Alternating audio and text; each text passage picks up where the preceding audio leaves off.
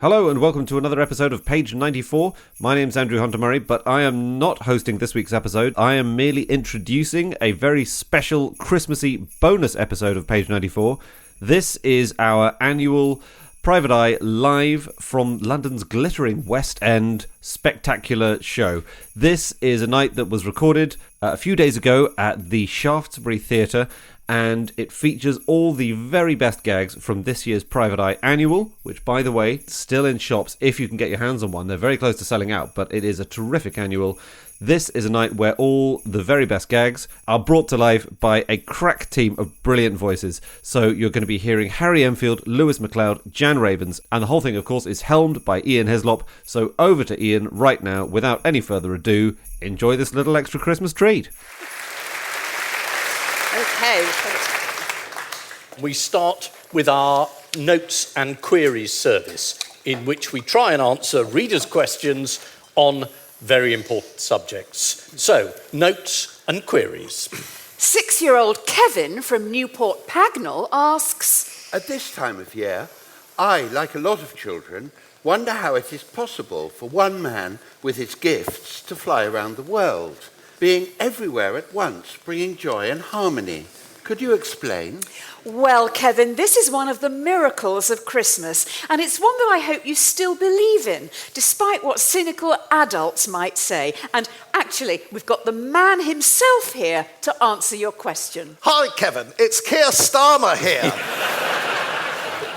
And I have a magic ability to fly everywhere, from Rio to Washington to Paris and London in a very short space of time.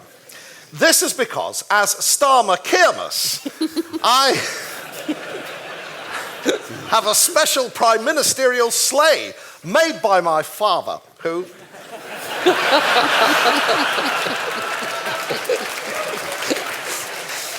you may remember was an elvish toolmaker. This allows me to fly greenly with no carbon emissions to bring happiness to every boy and girl around the globe, despite the last 14 years of Tory misrule. No further questions. Thank you, Father Christmas. 2024 was very much the year of the post office scandal for us at Private Eye, and I thought we would pay our early tribute to the great figure at the centre of it all, someone who is in many ways a saint. And lo, in those days, there was a great preacher and holy woman. And her name was St. Paula. That is called Venables. And she did travel the land persecuting innocent men and women who believed in the office that is called Post. And this continued for many years as she zealously sought out the blameless and the vulnerable and did vent her wrath against them, even unto sending them to prison. And she looked upon her works and proclaimed them to be good. I have achieved miracles. I am the chosen one to lead the post office into the promised land of abundance, and my reward will be on earth, where bonuses shall fall from heaven like manna. And she was hailed to be a great champion of the law and the prophets. But then it came to pass that St. Paula was travelling on the road to Aldwych, where there was to be a public inquiry into these matters. And verily, on the horizon, St. Paula did see a blindingly obvious light, and it spake to her, saying, Paula, Paula, why do you persecute these innocent people? And St. Paula did fall to her knees, saying, I don't recall. I don't know. I wasn't there for that meeting. And the blindingly obvious light replied, This isn't very convincing, is it? But still St. Paula wept and gnashed her teeth, saying unto the heavenly presence, I blame everyone else. I was just too trusting.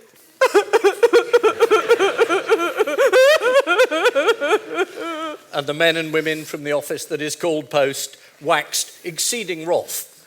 Though being nice people, they did just mutter one to another, tutting and laughing in disbelief. rather than shouting, "Lock her up and throweth away the key!" as would have been entirely understandable. And St. Paula was led away, still blinded to her own manifold wickednesses. And so she was converted from St. Paula to plain the appalling Venables. And people did marvel at this change, saying, "In centuries to come, people will remember this transfiguration, although she probably won't, and will claim she can't recall the detail." And hats off to the postmasters and mistresses.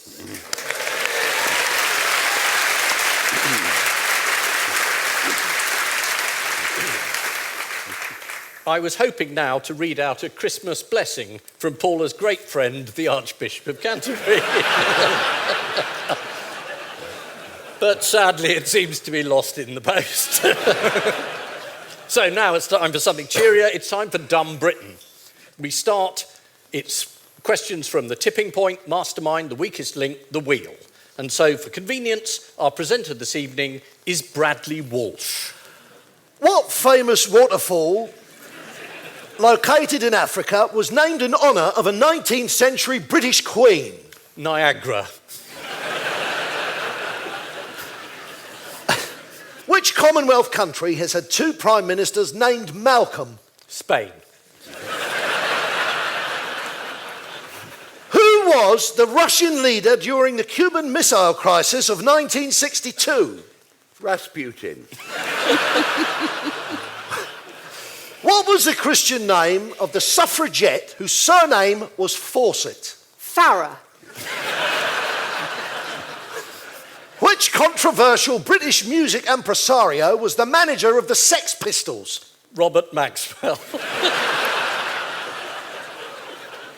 The Kingdom of Lesotho is entirely surrounded by what other country?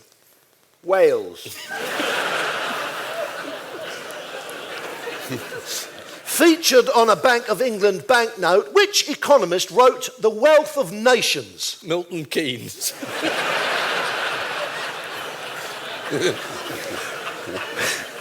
Who succeeded Francois Hollande as President of France? Vladimir Putin. Which Labour Party leader was a mine worker at the age of 10? David Cameron.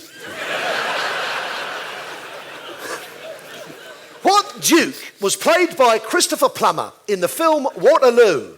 Duke Ellington. If it's your birthday today, 8th of March, your star sign is a fish. Name that star sign. Tuna.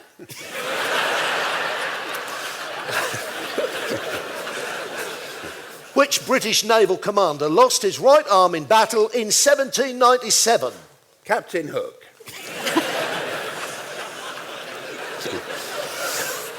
Which biblical character danced the dance of the 7 veils? Jesus. And that's enough Dumb Britain. Thank you very much to Marcus and the compilers.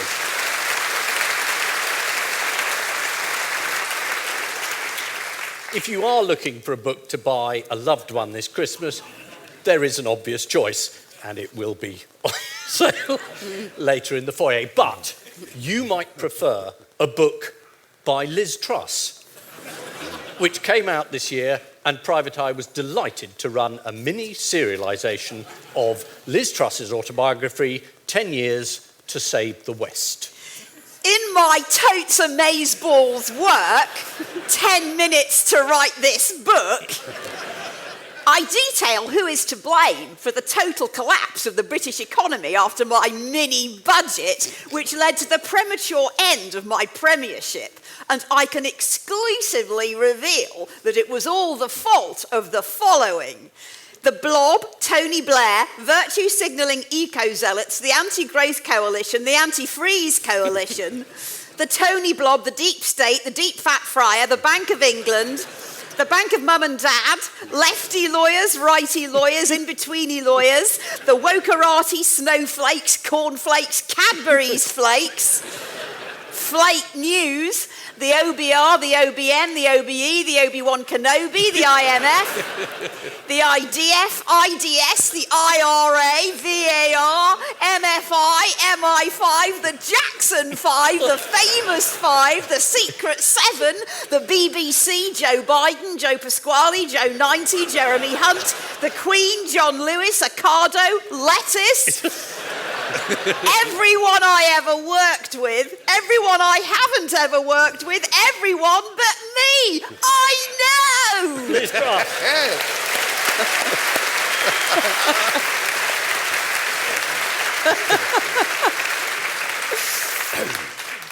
If you want to buy a present that's a bit more mellow and a bit more thoughtful, I wanted to recommend the new book by a top cookery writer. Not a topless cookery writer, because that would be Greg Wallace. No, this is the far classier Nigel Slater. So sit back, relax, and enjoy. Autumn trudges towards winter. Mud boots, mud warm on boots already laden with the deep, brown, busky warmth of manure. It is a time of year when I am happy to spend a little while longer in the kitchen. My favourite jumper, do we not all have one, acts as a cookery diary, blossoming with the smudges of a rich assortment of dishes, charting each day, month and year. When it was first presented to me by a very dear friend, it was a smoky kind of beige. But after decades of curries, stews and sizzling stir-fries, it has turned charcoal and crimson, followed by lilac and saffron, lavender, grey, azure and cobalt, cerulean, woad and indigo, azure and translucent cornflower. Few kitchen moments are as peaceful as those spent stirring a puree. Damson, blackcurrant, plum, goldfish, mango into softly whipped cream. Personally, I always remove clothes to perform this sublime act and prefer to conduct the ceremony hanging upside down from the flex of my favourite kitchen light. This lends my wrist the necessary gravity to whip the cream with due pressure, whilst affording me a wonderfully topsy-turvy, upside-down view of familiar surroundings. There's a portly bumblebee caught in my kitchen skylight. After a struggle, I rescue him with a long-handled feather duster from Fuckover and gently place him in my skillet. After 2 or 3 minutes, I ladle a light batter over him, browning him on both sides. Served with a tart gooseberry puree and Segovian parsley, bumblebee fritter makes a refreshing mid-morning snack. If, after a couple of swallows, you feel a sharp pain towards the back of your throat, followed by golf ball-sized swelling leading to breathlessness, this may indicate that you got bored before reaching the end of this paragraph and neglected to remove the sting before serving. Ladies and gentlemen, Mr. Slater.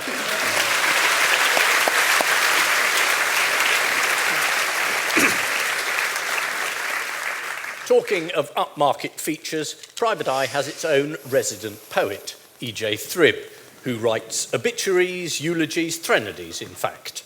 And we'll be having a selection tonight, remembering some of the great figures of the age who left us in 2024. I would like to start with one of my own favourites. This is In Memoriam Tito Jackson, elder brother of Michael Jackson. So, farewell then, Tito Jackson. Not many pop stars are named after the former president of Yugoslavia.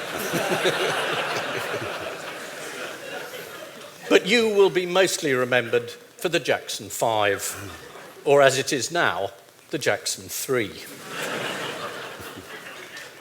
Your cause of death was initially thought to be a heart condition,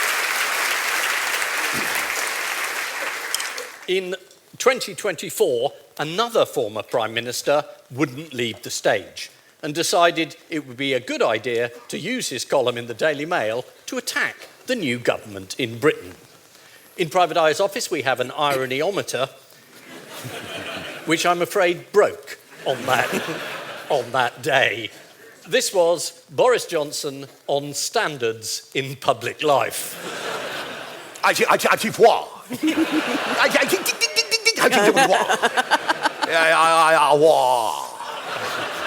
say, talk about summertime and the living is sleazy.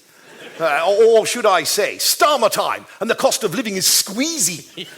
Never in the history of British politics has any Prime Minister make that crime minister shown himself to be more corrupt, venal, and in the pay of rich donors than Sir Clear Stinker. Can anyone remember a Prime Minister, or should I say Prime Sinister, who is more obviously on the make, amoral, and utterly bent than the man wearing free glasses and a shiny suit in the Rose Garden? Or should I say Pose Garden? Yes, friends, we all know that Sir Sheer Smarmer has shown himself unfit to occupy number 10 Downing Street, where he downs beers and curries before putting on his expensive glasses, which he clearly needs because he can't see what a staggeringly hypocritical humbug he is. Whatever next? Will we see Sir Barmy Starmy arranging £800,000 loans from distant relatives and taking freebie holidays while spaffing millionaires' moolah on soft furnishings and gold wallpaper? How long before Sir Complete Bummer starts holding drunken parties, breaking all the rules, not to mention the kiddies swing in the garden? What a two-faced, lying, fraudulent scumbag I am. Boris Johnson.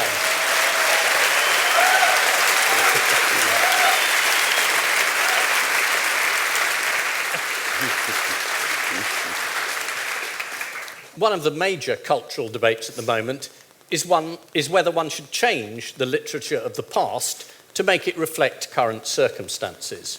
And Private Eye says, yes, you have to modernise some old works, and in particular, the work of the Lakeland poets, whose moving descriptions of nature have had to be updated. Daffodils by William Turdsworth. I wandered, lonely as a cloud that floats on high o'er Windermere, when all at once I saw a crowd, a host of turds and diarrhea.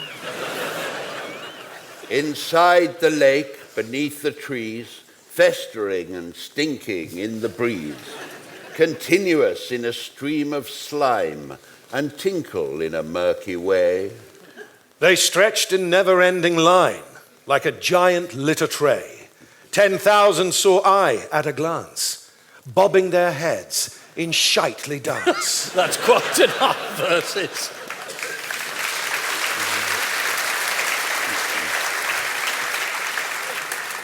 Thank you. And if any of you have got a large water bill that you can't pay from, say, Thames Water, they passed on a tip, which is to say you have huge debts, you borrowed a lot of money from the bank and spent it all on yourself, and you're expecting the government to cover your costs. My favourite cover of the year was when one of the water companies poisoned the water supply. We had two men in hard hats, one of them saying, "What about the parasites?" and the other one saying, "We pay them huge dividends." Anyway, back to sport. This is the other of Private Eye's most popular columns. It's like Dumb Britain, except these are real quotes from real sports commentators. They're sent in by readers and collated by Simon Edmonds. So thanks to him. We start with Alan Shearer on BBC One. This is what drives footballers mad. It's the lack of inconsistency.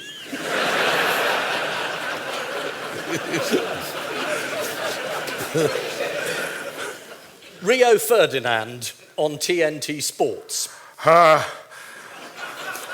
Old habits die young. A commentator on Radio 5 Live. Literally with the last kick of the game, Declan Rice heads one in. Steve Thompson on Tangerine TV. He's gestating at the linesman.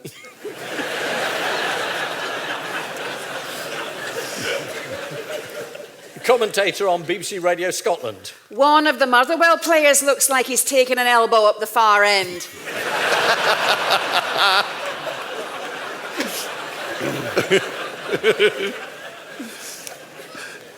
Rio Ferdinand again on TNT Sports. I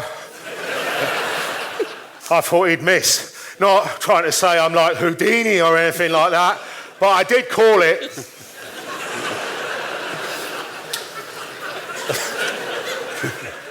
Alan Shearer on the Rest is Football podcast. We can't speculate as to why or how or what or all of those things. We just have to guess, don't we?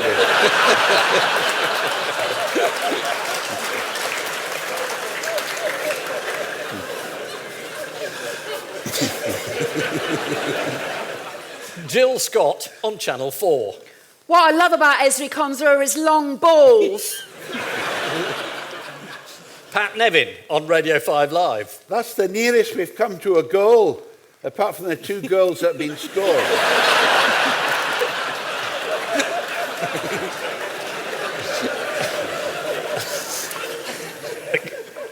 Kelly Summers on BBC One. Phil Foden is back in the squad after the birth of his partner midweek.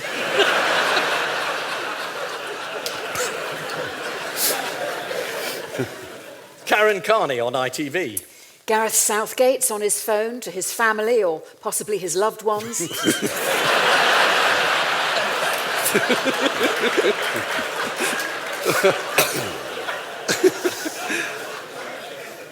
And again, it's Rio Ferdinand on TNT Sport. At the moment, he's passing all the question marks with flying colours.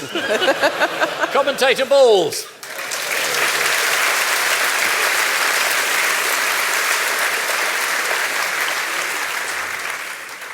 Back to politics. We do have a new government and a new Chancellor, though she has run into a few problems, not only over her CV, but earlier in the year when it emerged that chunks of her book, The Women Who Made Modern Economics, had been lifted from Wikipedia. We asked Rachel Reeves to reply at the time, and she gave us an exclusive interview. I have had a long career as a politician, campaigner, civil rights activist, firefighter, astronaut, and pope. I know I have the body of a weak and feeble woman, but I have the heart and stomach of a king, and a king of England too. When I started as an MP, I had a dream. I dreamed a dream in times gone by. I was the first member of my family to go to university. Well, all right. And do you know what I did? I got on my bike and looked for work. The white heat of technology is the most important issue, apart from the pound in your pocket, and education, education, education. And believe me, I have nothing to offer but blood, toil, tears and sweat. And I hold in my hand a piece of paper with a message to everyone, a message in a bottle. I'm sending out an SOS to the world. We're sorry to interrupt, but this message will only be up for a short time. We ask you to reflect on the number of times you visited Wikipedia this year and whether you're able to give £2 to the Wikipedia Foundation.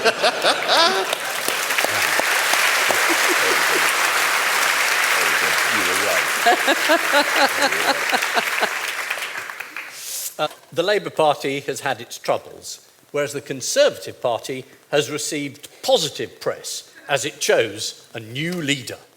Tories prove they are the party of diversity. The election of Kemi Badenoch as Conservative leader shows that it is the Tory party that is leading the way on diversity, and it is not afraid to elect nutters. Badenoch is the third lunatic since 2019 to lead the party, following Johnson and Truss. Said one senior Tory, The experiment with electing someone vaguely sane like Rishi Sunak has been consigned to history, and once again the Conservatives have led the way in shattering the padded ceiling of stupidity. It's It's also hoped that Badenoch's election will stop the hemorrhaging of traditional Tory fruitcakes to reform. Said Nigel Farage. No, let me speak. Everyone's welcome. Come on in, with no conditions whatsoever.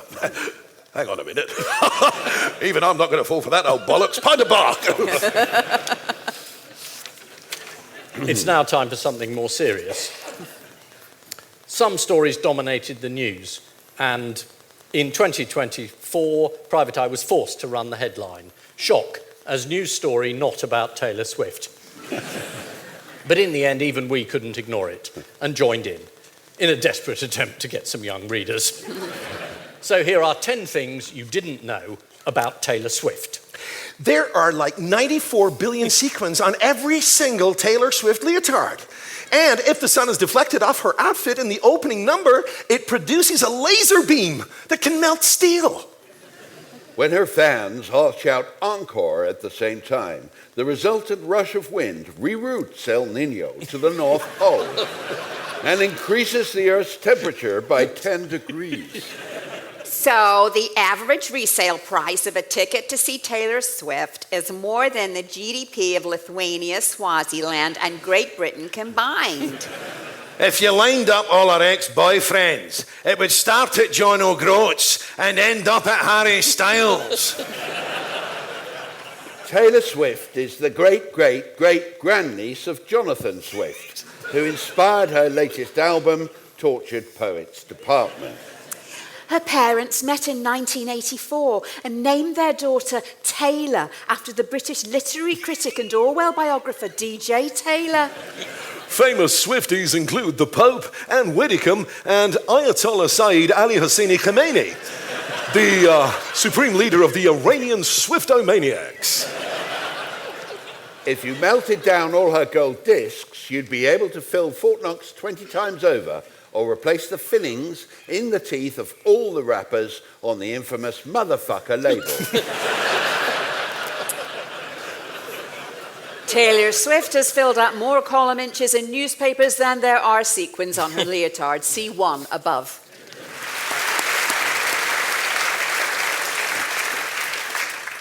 It was a year of elections. Vladimir Putin, who's a great fan of democracy, took part in all of them.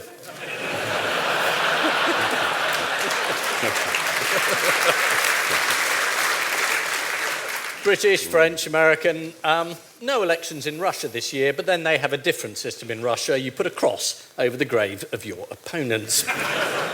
Anyway, the big takeaway from politics this year was that populism is still popular. Who would have guessed? You promise the voters whatever they want and tell them if they don't get it, it's someone else's fault. So, here we have the winner of that particular mode of political philosophy, the winner of the US election. And he's now going to set out his plan.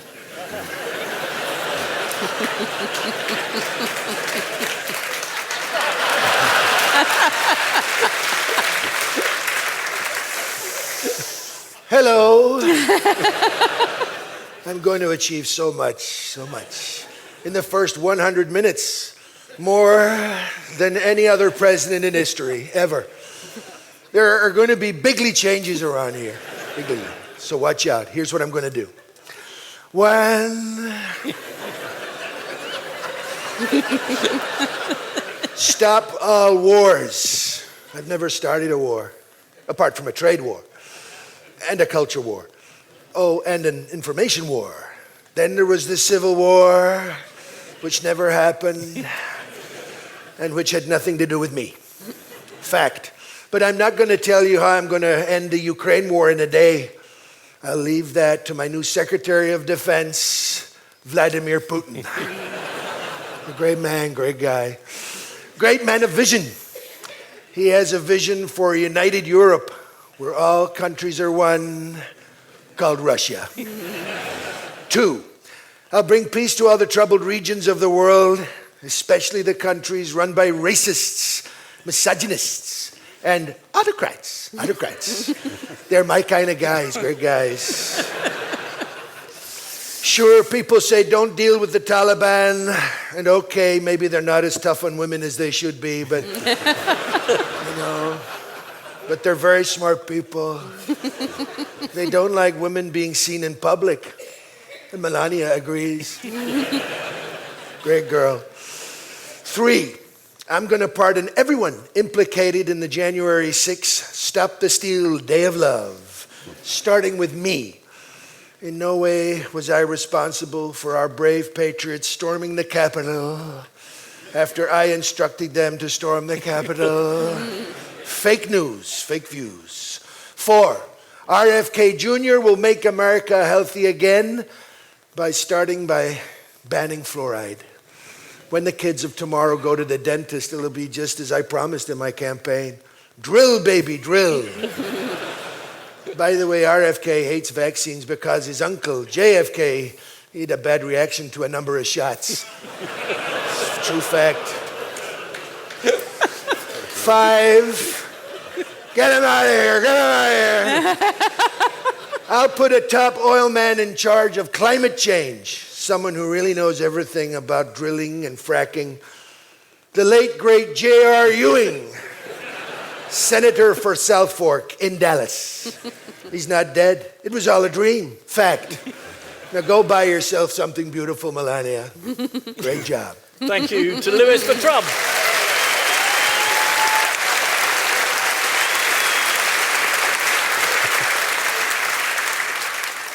A last seasonal story taken from another publication. This is the Bohemian Times, dated December the 25th, 935 AD. King Wenceslas scraps winter fuel allowance. By our political staff, Carol Christmas. The reputation of good King Wenceslas is under attack tonight over his controversial plans to ban yonder peasant from collecting winter fuel. The king, good Keir Wenceslas, got the idea for his money-saving policy when he looked out on the feast of Stephen and saw a poor man gathering winter fuel. He proclaimed, Frankly, I don't care if the snow is falling deep and crisp and even. And if the poor man's blood is freezing coldly, there's a big black hole in the Bohemian government's finances. And I'm not having every yonder peasant who comes in sight helping themselves to free firewood. the winter fuel ban has been compared to the frost that night, i.e. cruel. But good Keir Wenceslas is unrepentant and blames the previous king for creating an enormous deficit of tinder. Yonder peasant said, "The cost of flesh and wine has gone up hugely, and I'm thinking, frankly, of not following in his footsteps. I think he's a bit of a bastard." According to one political commentator, this has gone down very badly in the polls, and good King Wenceslas really needs to look out. Thank you for that groan.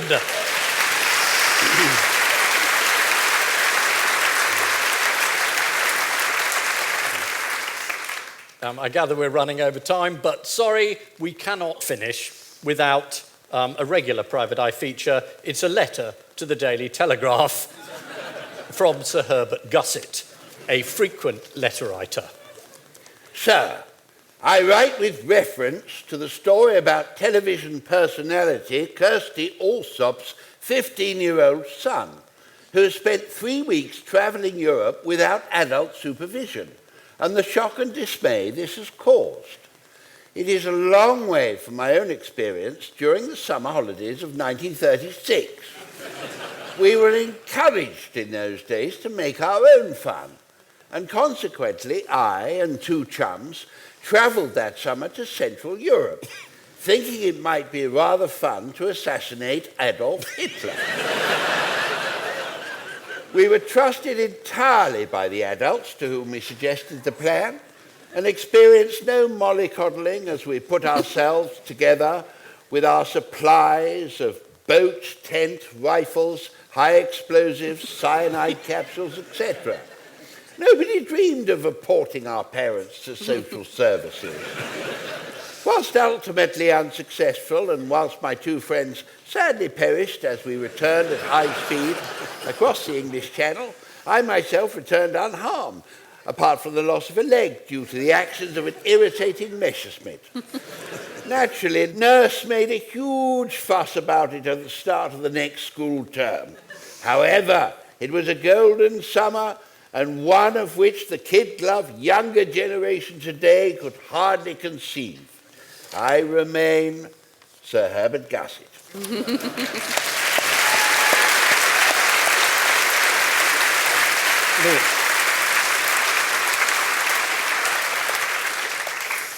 We end as we began with notes and queries, and this is an encore from a previous year. It is a notes and queries, someone writing in to ask who or what is the Badenoch.